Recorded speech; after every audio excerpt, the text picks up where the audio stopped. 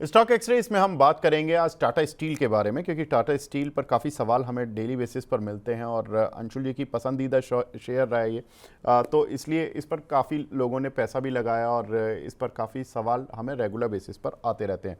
Tata steel के share का प्रदर्शन देखें तो जून 2024 में शेयर ने 184 रुपये 60 पैसे का अपना हाई बनाया था।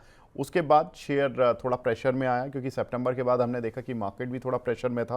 तो अप्रैल में शेयर 125 रुपये तक आया। हालांकि इसने अपना जो लो था करीब 121-22 रुपये का जो टेस्ट किया था वो जनवरी में किया था, लेकिन अप्रैल में भी 125 रुपये तक नीचे आ गया था। थोड़ा सा रिट्रेस हुआ, मार्च में थोड़ा ऊपर आया, फरवरी मार्च में, फिर उसके बाद फिर रिट्रेस हुआ, फिर नीचे आया 125 रुपये तक। लेकिन 125 रुपये से जो इसने अच्छी रिकवरी दिखाई है वो करीब 30% तक की प्राइस की है। तो ये एक अच्छी रिकवरी इस काउंटर ने पिछले 1.5-2 महीने में दिखा दी है। अब शेयर रेंज में थोड़ा सा एक स्टक है, और वो रिजल्ट्स के बाद खासतौर से हमने देखा कि रिजल्ट्स के बाद एक बार तो मूव मिला, रिजल्ट्स अच्छे आए थे, उम्मीद से बेहतर आए थे, मूव मिला, लेकिन अब थोड़ा सा फंसा है।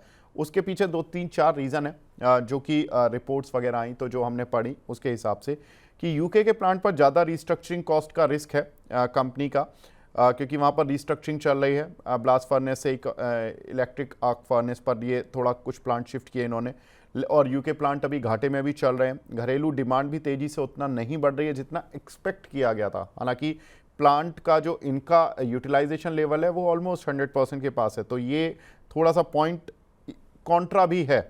अगर हम देखें तो सेफगार्ड ड्यूटी के बावजूद स्टील इंपोर्ट का खतरा भी है, क्योंकि जिस तरह से यूएस ने टैरिफ लगाया 25% से बढ़ाकर 50% के स्टील इंपोर्ट पर, उससे ये खतरा है कि कहीं चाइना, साउथ कोरिया, जापान, इस तरह के जो देश हैं वहाँ से स्टील का की डंपिंग तो नहीं हो जाएगी। खासतौर से चाइना का काफ़ी खतरा रहता है। लेकिन सेफगार्ड ड्यूटी ऑलरेडी गवर्नमेंट ने लगा दी, और टाटा स्टील ने अपनी जो कॉन कॉल था उसमें कहा भी था कि अगर आगे हमें खतरा लगा तो हम गवर्नमेंट से फिर बात करेंगे। अमेरिकी टैरिफ बढ़ने से भी थोड़ा सा दबाव आया, जो 25% से बढ़ाकर डोनाल्ड ट्रंप ने 50% कर दिया। लेकिन पॉजिटिव्स भी उतने ही हैं जितनी चिंताएं हैं।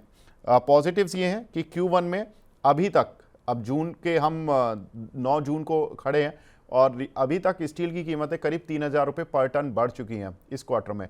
तो ये एक बड़ा पॉजिटिव है Q1 के लिए। दूसरा कि इनकी रॉ मटेरियल की कॉस्ट कम हो रही है। कोकिंग कोल की जो प्राइसेस हैं वो $10 पर टन ऑलरेडी गिर चुके हैं इंटरनेशनल मार्केट में। तो मार्जिन्स फ्रंट के लिए बहुत अच्छी चीज़ है कि आपकी माल महंगा बिक रहा है और आपकी जो बनाने की कॉस्ट है वो कम हो रही है, ये एक अच्छी चीज़ है। तीसरा कि कंपनी कर्ज घटाने पर फोकस कर रही है। इस साल कंपनी 3000 करोड़ रुपए का कर्ज भी चुकाने वाली है। पिछले साल भी कंपनी ने अपना कुछ कर्ज कम किया है, करीब 6200 करोड़ रुपए का। इस साल कंपनी कैपेक्स पर 15000 करोड़ रुपए खर्च करने वाली है। और सबसे इंपॉर्टेंट चीज जो पूरा गेम चेंजिंग है वो है कि यूके का प्लांट, जिसको लेके अनेकों रिपोर्ट्स नेगेटिव आई थी पीछे, वो Q2 से, यानी कि Q1 अब चल रहा है, सितंबर के बाद जुलाई सितंबर क्वार्टर से ब्रेक इवन में आ जाएगा। तो ये एक बहुत बड़ी चीज़ है जो कि टाटा स्टील के साथ प्ले आउट हो सकती है। और एक और बड़ी चीज़ जो कि और बड़ी गेम चेंजर है वो है इनका कलिंगनगर प्लांट, जहां पर कि कंपनी अपनी क्षमता बढ़ा रही थी। कंपनी क्षमता बढ़ाने के ऑलमोस्ट लास्ट फेज में है। 3 मिलियन टन से बढ़ाकर कंपनी अपनी क्षमता को 8 मिलियन टन पर ले जा रही थी, जहां से कि तेज वॉल्यूम ग्रोथ आएगी, क्योंकि उड़ीसा में प्लांट है, ऑलरेडी इनका एक प्लांट था 3 मिलियन टन का, वहां से अब ये बढ़ा रहे हैं, क्षमता 8 मिलियन टन कर रहे हैं। तो ये जो आगे की इनकी जर्नी होगी इंडिया में वो कलिंगनगर प्लांट से पूरी होगी। कंपनी की एस्टिमेटेड ईपीएस करीब 9.5 रुपये से 11.5 रुपये तक एस्टिमेटेड है FY 26-27 के लिए, और शेयर अभी करीब, अगर हम FY 27 की ईपीएस को डिस्काउंट करके देखें तो करीब 13.9 के पी मल्टीपल पर चल रहा है। ICICI सिक्योरिटीज़ की राय है कि वो बाय करने की सलाह देते हैं। टारगेट वो देते हैं 190 रुपये का। अंशुल जी लेकिन इस काउंटर पर काफ़ी समय से बुलिश रहे हैं अंशुल जी, और इनकी कॉल चली भी है, क्योंकि आई रिमेंबर कि अंशुल जी ने 125 रुपये के आसपास ही इस काउंटर को बाय कराया था, जो कि इसका अप्रैल लो था। अंशुल भाई, बहुत ही टाइमली आपने बाय कराया हमारे दर्शकों को, इसलिए आपको दर्शक पसंद भी करते हैं और आपकी बात पर आंख बंद करके विश्वास करते हैं। अब सर क्या करना चाहिए? अब ये जो टारगेट्स आ रहे हैं फंडामेंटल के 190 हैं, और जहां पर आपने दिया था वो 125-30 की रेंज थी, अब ये उसके बीच में चल रहा है 160, तो यहां पर क्या डिसीजन लेना चाहिए? तो टाटा स्टील अभी प्रॉफिट बुकिंग करके साइड में इसलिए 160 के आसपास बोला था, प्रॉफिट बुक करके साइडवेज बैठी है, चलिएगा स्टॉक, लेकिन थोड़ा सा समय खींच के चलेगा। आप देखिए मिडिल इंडेक्स ने रैली ले भी ली, लेकिन टाटा स्टील अभी थोड़ा सा अटका हुआ है। तो अभी ये नया बेस, नई फॉर्मेशन में नीचे 154 155 हम एक्सपेक्ट कर रहे थे, 153 की जोन में आके वापस से रिवर्सल स्ट्रक्चर बना रहा है। मंथली पे मेरे ख्याल से ये महीना इनसाइड बार जाना चाहिए, क्योंकि लास्ट मंथ अच्छी रैली थी। ये महीना अगर इनसाइड बार निकल जाता है तो अगले महीने के लिए ये तैयार हो जाएगा। 164 के ब्रेकआउट के बाद फिर सीधा सीधा 189 का टारगेट खुलेगा। ऑल टाइम हाई इसका 176 पे, फिर कोई मायने नहीं रखेगा, 189 निकलेगा। ये सब बातें ट्रेडर्स के लिए हैं। इन्वेस्टर जो 128 पे लेके बैठा है, आंख बंद करके उसको अपने डीमैट में डाल के छोड़ दीजिए, रोज रोज मत देखिए। कम से कम 224 225 आएगा, तब बात करेंगे कि प्रॉफिट बुक करना है या नहीं करना है। ट्रेडर्स के लिए ये मंथ चैलेंजिंग रह सकता है टाटा स्टील में।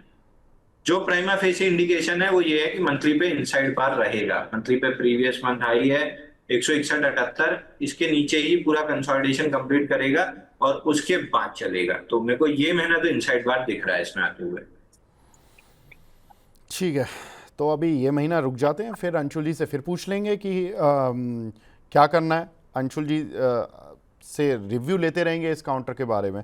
तो ये अच्छी चीज़ है कि अंशुल जी ने शॉर्ट टर्म, मिड टर्म जो लोग इसमें इन्वेस्टेड थे उनको इस लेवल पर बता रहे जहाँ पर कि उनको लॉस तो हो ही नहीं सकता, क्योंकि जिन्होंने भी लिया अंशुल जी के कहने पर वो बहुत नीचे के स्तर थे। तो वहाँ से अगर किसी को प्रॉफिट बुक करना है, फ्यूचर में हो, कैश में हो, कहीं भी हो, तो अपना प्रॉफिट बुक करके फिलहाल अभी बैठा रह सकता है, फिर एक बार रिव्यू कर लेंगे, कोई दिक्कत नहीं है।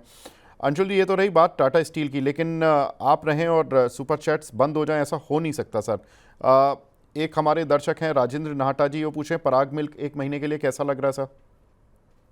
पराग पराग पराग से पराग में भाई प्रॉफिट बुक करा दी पराग में सर 120 दिन का, बल्कि 123 दिन का कपनाडल पैटर्न बन रहा है। स्टॉक में ब्रेकआउट की जरूरत है 221 के ऊपर। अगर निकला 221 तो फिर एक रेजिस्टेंस 249 पे है, लेकिन उसका बहुत मायना नहीं रह जाएगा, फिर भी है तो वॉच करेंगे उसको। 221 निकलता है तो 249 तक आ सकता है। एक हमारे दर्शक हैं अब्रार जी, वो पूछ रहे हैं सर मुफ्ती को यहाँ पर बाय कर लें क्या? नहीं, मुफ्ती बाइंग टाइम गया सर। अब तो नया देखिए, आज जैसे इलेक्ट्रोकास्ट दिया है, आज जैगल दिया है, और भी बहुत सारे आज दिए हैं। 5-6 दे चुका हूँ सुबह से। तो जैगर ले लें क्या? जैगल लिया जा सकता है सर, बट अगेन जहां भी ले रहे हैं 4% नीचे का क्लोजिंग स्टॉप लॉस जरूर लगा लीजिएगा। 4% नीचे का? जी, 4% stop loss, 10% target, 1:2 risk reward अच्छा, स्टैंडर्ड। 50% भी सही हो गए तो प्रॉफिट कमा के निकल जाएंगे। ठीक है। तो 444, 10% का मतलब हो गया यहाँ से 488 485 के लेवल सर, यही बात कर रहे हैं आप? बिल्कुल सर। ठीक है, चलिए। अगला सवाल है सर, हाई एनर्जी बैटरीज 670 रुपये के लिए हुए हैं रोहित निगम साहब ने, क्या करें इसमें? हाई एनर्जी बैटरी सर, ये भी बीएससी ओनली लिस्टेड है, 17,000 का एवरेज वॉल्यूम है।